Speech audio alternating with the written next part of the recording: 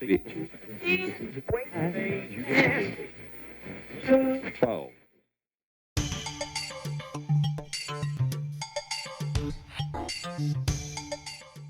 las malas experiencias también surgen bonitos recuerdos. Todo depende de la perspectiva.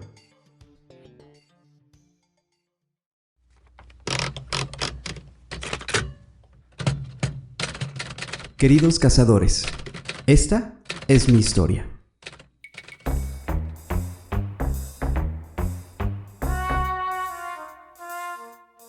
Cuando recordó que mi abuela recién había muerto, se levantó rápidamente de la cama y salió de su cuarto corriendo hacia el baño, el cual la encontró con la puerta abierta y con la luz encendida. La vida es como un libro, y si no viajas, solo lees la primera página. Esta noche, antes de acostarte, reflexiona sobre esas palabras. Tan solo te puedo asegurar una cosa: tu vida nunca será la misma. Soy Pablo. Yo, Miguel. Y juntos somos Cazadores de Historias.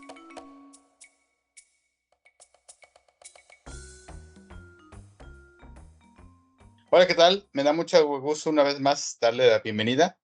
Después de un par de episodios ligeros, si quieres verlo así, con temas diferentes, pero al final de cuentas nos dieron la pauta para algo ligero, chistoso y demás. No sé si en este episodio que le corresponde a Miguel sigamos la misma línea. El intro, como le gustan los intros a Miguel, ya lo he dicho varias veces, no nos dice gran cosa. Creo que al contrario, en lugar de darnos una idea, nos da más preguntas. Pero bueno, esperemos a ver de qué se trata este episodio. ¿Cómo estás, Mike? Muy bien, aquí andamos de vuelta trayéndoles unas nuevas historias. Otro episodio ligerito para este jueves. Les voy a platicar de unas historias que me hicieron llegar. Como ya leyeron en el título del episodio, se llama Sorpresa en el extranjero y son básicamente, si no me equivoco, son 5 pequeñas historias de personas de distintos países que viajaron al extranjero y no la pasaron muy bien o la pasaron más o menos. Entonces, les voy a platicar 5 pequeñas historias, a ver qué les parece. Ahí si tienes alguna, al final me cuentas un poquito de si tienes alguna parecida. Ok. Vámonos a arrancar entonces con esta primera. Nos las mandó Estefanía. Vivía en Alemania por aquel entonces, en la región de Heidelberg. Me fui a pasar el fin de semana a Frankfurt y el día que debía volver al pueblo donde residía, llego a la estación de trenes de Frankfurt y me miro la mochila. No llevaba el monedero. Ahí tenía las tarjetas de crédito, la tarjeta sanitaria europea, mi seguro alemán y el billete de tren de vuelta. Creí que me moría. Jamás me había pasado algo así.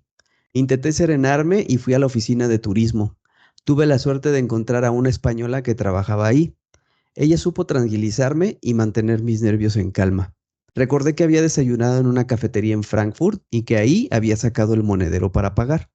Antes de llamar a la policía para denunciar un supuesto robo, intenté recordar dónde estaba la cafetería en la que había almorzado.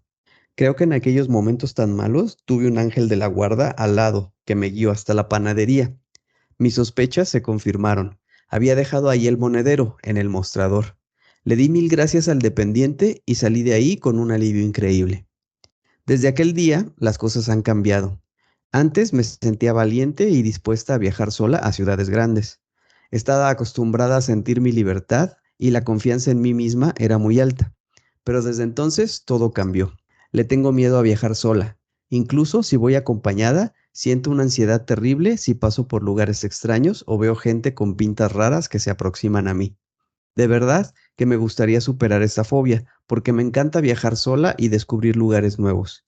Y esos miedos que existen en mi mente me limitan y hacen de mí alguien que no quiero ser. Oye, pero no le fue mal, al contrario, creo que debe de tomarlo al respecto. Digo, no lo digo sin el afán de juzgar ni criticar, pero al contrario, creo que tuvo muchísima suerte porque creo que lo más común es que hubiera sido al contrario, que no hubiera encontrado la billetera o que le habían robado, bla, bla, bla, bla, bla, bla, ¿no? Me imagino que ella más bien lo tomó por lo que trajo la experiencia, que ya a partir de ahí no ha disfrutado mucho sus viajes por estar con esa zozobra de que le vaya a Ujú. pasar algo. Entonces, la experiencia no fue tan mala, pero No, lo que de le ha hecho, no. traído a partir de ahí es lo que como que No le ha no la tiene gustado. muy contenta Ujú. exactamente. Mira, si hay algo que le puedo yo admirar es el hecho de viajar sola. Tú lo has hecho más veces que yo. Yo solamente una vez lo he hecho. Me gustó, no lo niego. No voy a decir que me fue mal, al contrario, me fue muy bien. Pero en lo personal prefiero siempre estar acompañado porque hay cosas que me digo, ay, mira, como que con quién comentarles al momento, Compartirlo. ¿no? No digo que no lo vuelva a hacer. Si en el futuro me vuelve a surgir la oportunidad de viajar solo, la voy a tomar porque al final de cuentas creo que es algo que disfrutamos mucho en general, pero bueno, de Estefanía no lo tomes a mal, al contrario, digo, yo sé que es muy fácil decirlo desde fuera, pero te fue muy bien, es una anécdota más que contar y pues, tienes que superar esa fobia porque como tú bien lo dices, ella bien lo dice, te gusta mucho viajar sola, entonces que no sea ese un motivo para no seguir haciéndolo, al contrario. Correcto, así es. Ujú. Muy bien. Vámonos por otra. Esta nos las hizo llegar Aurelio. Voy a exponer un par de casos curiosos por las situaciones extrañas que conllevaban, aunque no tuve en ningún momento la sensación de pasar una mala experiencia. Quizá pequé un poco de ingenuo. En uno de mis primeros viajes a Malabo, me encontré con un amigo inglés en su primer viaje al país. Pedimos prestado un coche, un Seat Panda, para dar varias vueltas turísticas por la ciudad para mostrarle lo más interesante. En una de estas quise llevarle a la zona del Palacio Presidencial, donde Obiang Nomo tiene su residencia. Por alguna razón, supongo que tomé el camino equivocado y nos vimos de repente rodeados por varios soldados marroquíes, que era la guardia personal del presidente, más otros militares guineanos apuntándonos con sus metralletas y requiriendo que nos paráramos y bajáramos. Pronto nos llevaron a un calabozo y luego a una sala para ser interrogados. Intenté explicar que todo había sido una simple confusión, y aunque al principio eran reacios, al final creo que me creyeron. Me pidieron que fuera al hotel acompañado por uno de los militares a recoger mi pasaporte y el de mi amigo, mientras que el inglés se quedaba ahí en el calabozo esperando. Así lo hicimos. Subí en el coche con un soldado a mi lado y nos dirigimos al hotel. Pronto noté que el soldado tenía mucho interés en el coche y se me ocurrió preguntarle si quería conducirlo. Por aquel entonces los vehículos allá eran escasos y había pocas oportunidades de llevar uno. Para el militar eso fue como darle un caramelo a un niño. Me pidió que paráramos y se subió al asiento del conductor, mientras me daba su metralleta y yo subía de acompañante. Por la forma del coche muy pequeño, el acompañante, en este caso yo, llevaba la metralleta apuntando al conductor, y así nos recorrimos toda la ciudad, de punta a punta, pasando por la principal avenida, la de la Independencia. Lo mismo al regresar desde el hotel hasta la zona del Palacio Presidencial. Un poco antes de llegar cambiamos los papeles, le devolví la metralleta y él siguió custodiándome como era su deber. Después de anotar los datos, nos permitieron marchar con un simple aviso. Durante los días siguientes, todo el mundo que encontraba me preguntaba qué hacía yo apuntando a un militar en el coche.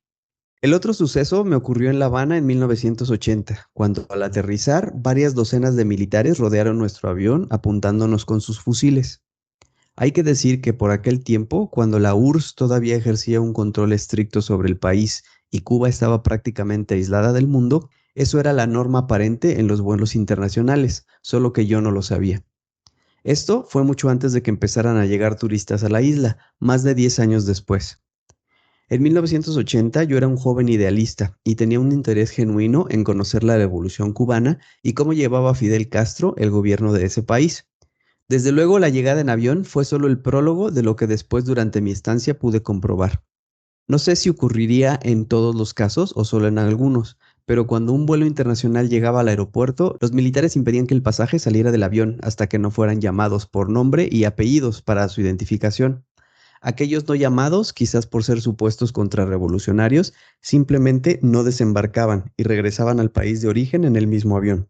Recuerdo que fui uno de los últimos en ser llamado, y ya casi me veía de vuelta a casa sin poder haber disfrutado la revolución, pero afortunadamente gritaron mi nombre y pude desembarcar.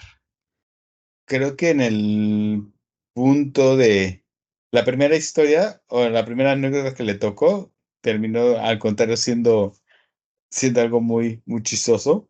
se la supo sacar con lo del auto, y ya después de que todo el mundo le preguntara qué hacía apuntándole Apuntándolo. a un soldado, yo creo que lo vieron como un terrorista o algo así, no sé. Pero bueno. Y en el caso de lo de La Habana, nunca me había escuchado eso. Al final, creo que desde que tengo uso de noción, es un poco más común, sobre todo nosotros que estamos relativamente cerca de La Habana, los viajes como turista hacia ese punto, ¿no? Sí. No me imaginaba que antes fuera así, en los 80s como en el caso. Ajá. Y historias de la gente que ha ido a La Habana, pues son muy contradictorias. Hay mucha gente que se la ha pasado muy bien, que que el gen cubano es muy amable y demás. Eso no lo tengo en tela de juicio, pero en lo personal creo que sí, el trasfondo de aún hoy, con que las medidas se han relajado un poco, si lo queremos ver así, Ujú. sigue siendo un país pues con una realidad muy diferente a otras. Entonces, no sé si hasta el día de hoy no me ha animado a irlos a ir a conocer. Y mira que hay mucha gente que habla muy bien de La Habana en general, de que es algo muy bonito de ver, es una ciudad muy Sí. bonita que ver, pero bueno, a ver, ¿qué Ya te tal? tocará. Ya me tocará. Bueno, les cuento ahora la historia de Jorge. Esto sucedió en Jamaica. Nos hospedamos en un Decamerón. Nomás al llegar dejamos las maletas y fuimos a un bar en el muelle. Uno de los salvavidas del muelle nos saluda y reconoce que estamos llevando, así que nos ofrece hierba. Eso es Jamaica, le dije. Más tarde, cuando salimos del hotel a un mini supermercado, tipos bien fumados nos ofrecían de todo en la calle. Todos querían venderte. Decidimos entonces visitar el mausoleo de Bob Marley, hierba por todas partes. No sabíamos que el lugar tenía un estacionamiento interno, por lo que dejamos el auto afuera. Al llegar, bastantes locales se acercaron ofreciendo tours a la plantación de hierba detrás del mausoleo. Fue todo un fiasco, solo había unas cuantas plantas esparcidas por el terreno, la tierra era barro y mientras caminábamos cayó una tormenta de unos 5 minutos que nos dejó empapados a todos. Varios se cayeron por lo resbaladizo que se pone el barro. Decidimos irnos ya que no había nada. Dentro del mausoleo nuevamente el ambiente era distinto. También te ofrecían hierba, pero solo con la condición de show me your love after mom, o sea, una propina. El momento más tenso que he vivido fue al retirarnos. Como había comentado, nos estacionamos fuera, cerca de una colina a unos 300 metros del lugar. Para llegar al auto teníamos que caminar entre un grupo de unos 25 a 30 locales que estaban desde ligeramente hasta muy drogados. El trayecto de vuelta al hotel era de unas 2 horas y pronto iba a anochecer. Al ver a estas personas afuera, le dije a mi esposa que no saliéramos todavía, que esperáramos dentro del portón del mausoleo. Incluso el guardia del museo nos hizo la recomendación de esperar un rato. Le dije a mi esposa que la situación no pintaba bien, que yo iría por el coche, pero le dejaría mi cartera y el celular. Solo me quedaría con unos dólares por si pasaba lo peor, y pensé que era mejor tener algo. Mientras se evaluaba el mejor momento para salir, habrán pasado unos 5 minutos. Los que estaban afuera ya habían notado que tenía intenciones de salir y me observaban. En eso, una señora que asumo trabajaba en el lugar iba de salida. Posiblemente acababa de terminar su turno. Me dijo por lo menos lo que entendí, porque aunque hablo inglés, el inglés de ellos es muy difícil de entender, que no me preocupara, que ella me iba a acompañar. Lo primero en pensar fue, ¿cómo sé si ella no está asociado con alguno de ellos de allá afuera y yo jugaría el papel de víctima perfecta?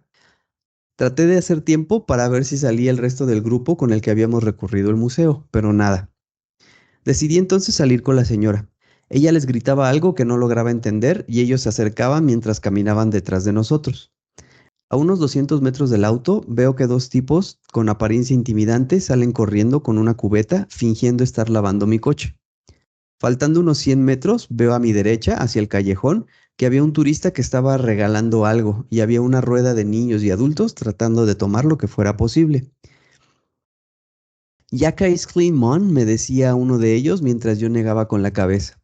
La señora me preguntó si yo les había pedido a los hombres que lavaran el coche. No, le respondí. Súbete, me dijo, mientras les gritaba no sé qué cosa. Ellos me pedían y reclamaban que les pagara. Los ignoré y me subí mientras golpeaban los vidrios. Ya de regreso para recoger a mi esposa, vuelvo a ver a mi lado izquierdo donde estaba el turista y caigo en cuenta. Lo estaban asaltando, seguramente con una técnica similar al lavado, ya que estaba junto a su carro y recuerdo haber visto una cubeta. Mientras este sacaba la cartera para pagar, todos empezaron a agarrar lo que fuera posible. Llegué junto al portón, mientras veía por el retrovisor que dos de los que habían lavado mi carro iban corriendo hacia mí. El grupo de locales estaba afuera. Al ver que los dos venían corriendo y gritando, también empezaron a acercarse. Súbete atrás ya, le grité a mi esposa. No había terminado de cerrar la puerta cuando yo ya había arrancado. La adrenalina estaba por las nubes y las piernas me temblaban, por lo que tuve que parar más adelante para que se me pasara. Ya luego en la noche, en la comodidad del hotel, me puse a fumar aquella hierba para botar el estrés. Sin embargo, se me pasó la mano, pero esa es otra historia. Fíjate que desgraciadamente sí tengo mucha gente que conozco que ha ido a Jamaica por cuestiones de trabajo y aquí al final de cuentas en Cancún muchos hoteles de cadena tienen también Allá. sus allá y sí, dicen que sí es, independientemente de todo, desde que llegas es un acoso de que te están ofreciendo y pues, por ejemplo, mis conocidos amigos que han ido, pues yo no puedo fumar, aunque lo haga, estoy yendo a trabajar. Sí, claro. Y aunque para ellos es algo propio de Normal. la...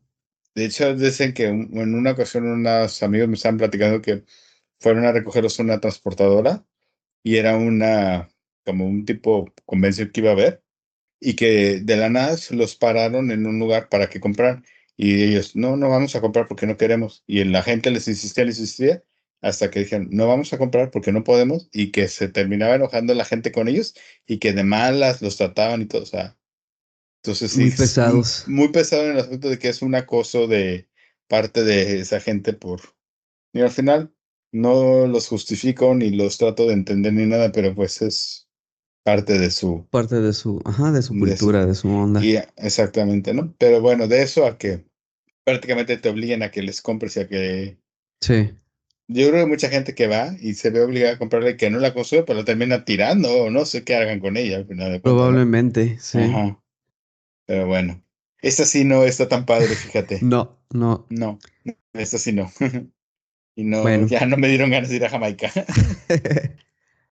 Viene ahora la historia de Carlos.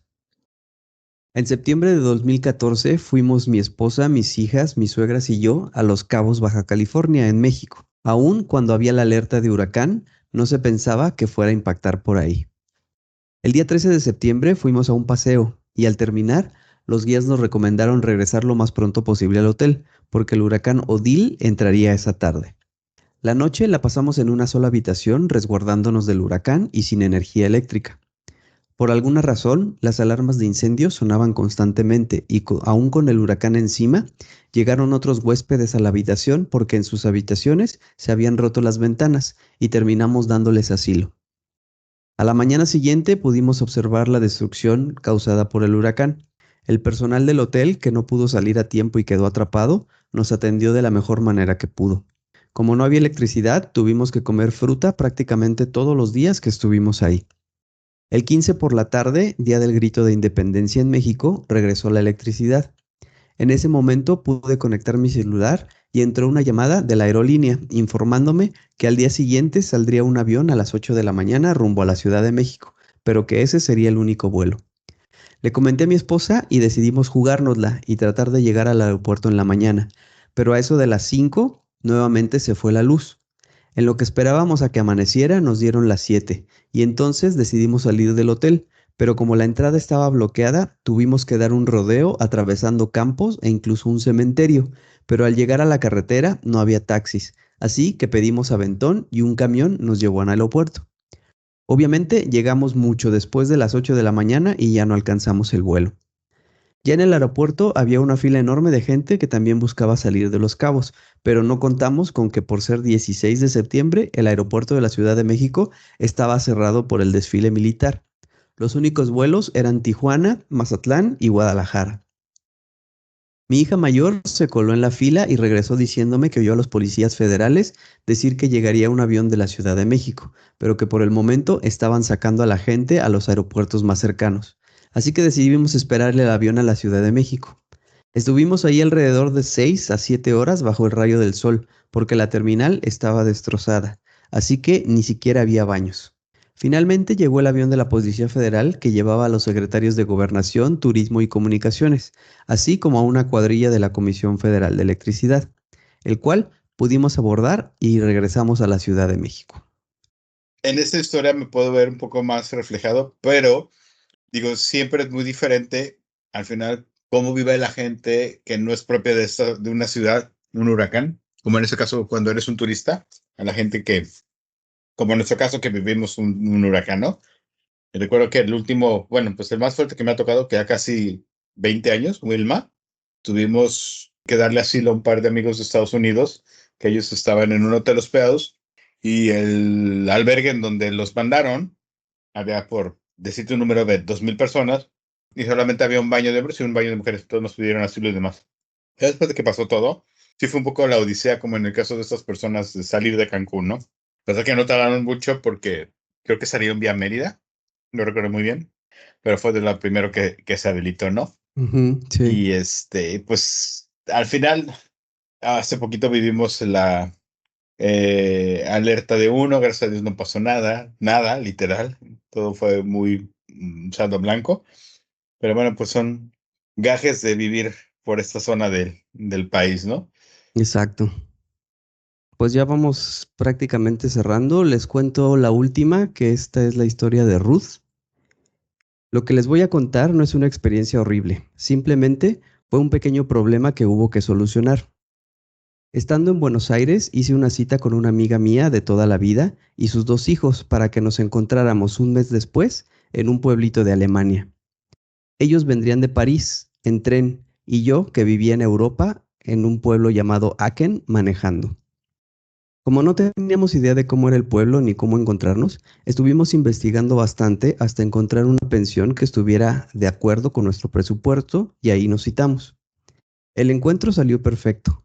Cenamos no sé qué y todos muertos de cansancio nos fuimos a dormir. Así empezó nuestro recorrido. Al cuarto día se nos empezó a hacer tarde, nevaba mucho y la ruta estaba patinosa, así que yo manejaba muy despacio. Se fue haciendo de noche, nevaba cada vez más. En los pequeños pueblos de Alemania, después de las 9 de la noche, ya es tardísimo y todo está cerrado, pero debíamos encontrar dónde pasar esa noche. Dimos varias vueltas y nada. Por fin encontramos una pensión que parecía agradable y paramos a investigar. Nos atendió un hombre que me llevó a ver los cuartos. Estaba todo muy bien. Cuando hablamos sobre el precio, él me dijo que salía, invento porque la verdad es que no me acuerdo, en 30 euros por cuarto. Muy bien, buenas noches y a dormir. Al día siguiente nos levantamos descansados y la nieve había parado. Me dirigí para pagar los cuartos, pero el señor de la noche anterior no estaba. En cambio, estaba una mujer que me anunció que le debía 50 euros por cada cuarto. Ella me habla en alemán y yo en holandés. Los idiomas tienen algún parecido, pero la conversación no era fluida. Le digo que el señor que me había recibido la noche anterior me había dicho que serían 30 euros por noche. Empezamos una discusión mientras mi amiga me miraba un poco asustada y los chicos ni les cuento. De pronto se me prendió el foco. En todos los pueblos existen oficinas de turismo que regulan los precios de los hoteles, pensiones, etc. Con la furia y el hartazgo que tenía ese momento, le dije en no sé qué idioma: mire, usted y yo vamos a ir a la oficina de turismo y yo le voy a pagar exactamente lo que ellos me digan que yo debo pagarle. De más está contarles que la señora nos cobró 30 euros en el cuarto sin ir a la oficina de turismo. Subimos al coche y mi amiga me dijo: oye, esa señora nos quería robar, pero no sabía que tenías un carácter del diablo. Le contesté: no es para tanto, y le sonreí dulcemente. Mira, de la pregunta original que me hiciste a un principio del episodio, estoy tratando de hacer memoria y hasta donde yo tengo pues uso de la tal, de memoria, no recuerdo haber tenido un viaje donde me haya pasado algo mal. Digo, no es que accidentes o pequeñas cosas que no son de tu agrado siempre va a haber, no, eso no es, estamos exentos, ¿no? Tal vez lo más fuerte que me ha pasado un par de ocasiones he ido a Europa. La primera ocasión fui con mis papás, yo tenía alrededor de 15 años, y fuimos a varias ciudades, y entre ellas fuimos a Londres. Y en Londres mi papá me dio, no recuerdo la cantidad, porque en ese entonces todavía no se manejaba los euros, fue antes De de la que entrara comunidad. entrara el euro, entonces eran libras, o ya era euro. Bueno, no recuerdo, te mentiría. Pero a fin de cuentas, Inglaterra creo que, por ser parte de la comunidad, nunca dejó de usar la libra, a pesar de que ya no lo son, ¿no? Fueron libras, eso sí recuerdo. Te voy a decir una cantidad, 30, ¿no? Por darte un número. Y me dijo, ese dinero es para que tú te compres lo que quieres aquí en Londres, porque si hay algo que me ha gustado mucho y mi papá lo sabía, era música. Entonces yo tenía muchas ilusiones de ir a las tiendas de discos en ese entonces, de discos compactos, de CDs en Londres. Ujú. En específico iba buscando la Tower Records y yo decía, sí, todo lo que me dé me lo voy a gastar. O sea, también lo que yo llevaba guardado y todo, era para comprarme discos allá, ¿no? Fuimos ese día, recuerdo, al barrio chino y pues no recuerdo cómo fue, ni en qué momento, ni nada, pero pues me robaron la billetera, dentro de los cuales estaban todos mis ahorros y el dinero que me había dado mi papá. No Uf, recuerdo qué cantidad eran, a lo mucho yo creo que igual y fueron, no sé qué te gusta, 50 libras o lo que haya sido, pero fue algo así súper frustrante y todo. Pero mi mamá me dio dinero, me dijo, no le digas a tu papá, te doy dinero. Y ya, pues con eso fue que me pude medio comprar a escondidas también unos cuantos discos y todo, ¿no? Creo que ha sido lo peor que me ha pasado en ese aspecto, pero ni ah, recuerdo cómo me robaron, o sea, no, no me di cuenta. Un ajá, carterista demasiado profesional, tal vez. sí. Bueno, la mía, me imagino que sí te acuerdas, te la Sí, sabes, de sí, la sí, vez sí, cuando sí. fui con mi esposa a Orlando y terminé en el hospital con una piedra en el riñón. Que fueron tus primeras vacaciones de cuando empezamos a trabajar juntos, creo, ¿no? Sí, sí, sí, las Ujú. primeritas, Y carísimas esas piedras. sí, lo peor, bueno, al final no fue tan malo porque, bueno, eso me pasó el primerito día que llegamos. Estábamos en el parque y me puse tan mal que me sacaron en ambulancia y acabé en el hospital, pero pues me pude recuperar y acabamos disfrutando de la semana completa, pero sí, Del resto de las vacaciones, ¿no? un buen sustito y una buena lana que se fue en el pago del hospital. Sí, porque si hay algo caro en Estados Unidos Sí, sí, sí. sí, es la salud. No, no, allá no te conviene enfermarte. No hay farmacias del ahorro ni del doctor Simi Sí. donde puedas ir. Y estaba, me acuerdo que el cambio estaba a 10 pesos, o sea, a 10. Ujú. Entonces no fue tanto, pero Como pudo sí. haber sido después a 20, Sí, como sí, está sí. casi ahora otra vez, ¿no? Bueno, sí, ¿no? En cuanto al trato de la gente y demás, hasta eso creo que he corrido yo con mucha suerte. Donde he ido Ujú. me han tratado bien, fuera de México e incluso en México, cuando he logrado tener la oportunidad de salir del De país, ¿no? salir. Ujú. Muy bien. Muy Pues ahí bien. está. Ligeras las historias de hoy, chistosas algunas. Creo que todas en su mayoría, quitando nada más La de Jamaica. la de Jamaica, que fue la que como que el peor sabor de boca te dejaría, ¿no? Sí. De ahí en fuera las demás son anécdotas más que contar. La de Jamaica, incluso si te la cuentas y dices, podría evitar ir a Jamaica. Sí. Al final de cuentas, digo, es muy bonita. Yo he visto fotos de las playas, de todo. Es Caribe al final de cuentas, pero la mayoría de la gente que ha ido o que va, pues no va a, a hoteles todo incluido, a literal encerrarte al hotel. Entonces, Sí. no creo que haya mucha gente que se aventure a salir fuera de los hoteles. Digo, al final, pues estoy aplicando el mismo pensamiento que mucha gente tiene al venir a México, tal vez, debido a la fama que desgraciadamente hay en cuanto a la inseguridad y demás, ¿no? Sí. Mucha gente yo creo que viene a México, una no viene a México por el tema de la inseguridad, y dos, cuando viene a México, pues desgraciadamente viene a destinos donde tienen un poquito más la seguridad de que no les va a pasar nada, ¿no? Sí, sí, sí. Parte tienen razón, en parte es mucho prejuicio que hay, pero bueno, pues ahí está, ¿no? Al final de cuentas. Muy bien, pues Muy bien. yo creo así terminamos y pues despídenos, por favor. Claro, pues me da mucho gusto una vez más contar con su escucha, su asistencia a este podcast. Y como todos los episodios que me toca despedirme, les agradezco mucho que estén aquí con nosotros y les pido el favor personal de que nos recomienden, que nos hagan llegar con su gente que crea que pueda interesarles nuestras historias. Si se pueden dar cuenta, a la gente que nos acaba de seguir hace poco o la gente que tiene mucho tiempo escuchándonos, pero nuestras historias abarcan de todo. Hemos contado muchas historias a lo largo de este podcast, de muchos temas diversos. Y pues de eso se trata al final de cuentas, ¿no? De historias que nos hacen llegar o que nosotros hemos estado tratando de también investigar o de averiguar por nuestra cuenta para contarles, ¿no? Porque si hay algo que abunda en este planeta, en esta tierra, son las historias, ¿no? Cada Así gente es. es una historia, así es que tenemos millones que contar todavía. Y pues nada, muchas gracias y esperamos contar con su asistencia y ya saben dónde ponerse en contacto con nosotros a través de nuestro correo electrónico, nuestras páginas, tanto la de Facebook como la de Twitter o bueno, X. Y pues nada, muchas gracias y nos estaremos escuchando dentro de 8 días. Hasta la próxima. Hasta Bye. luego.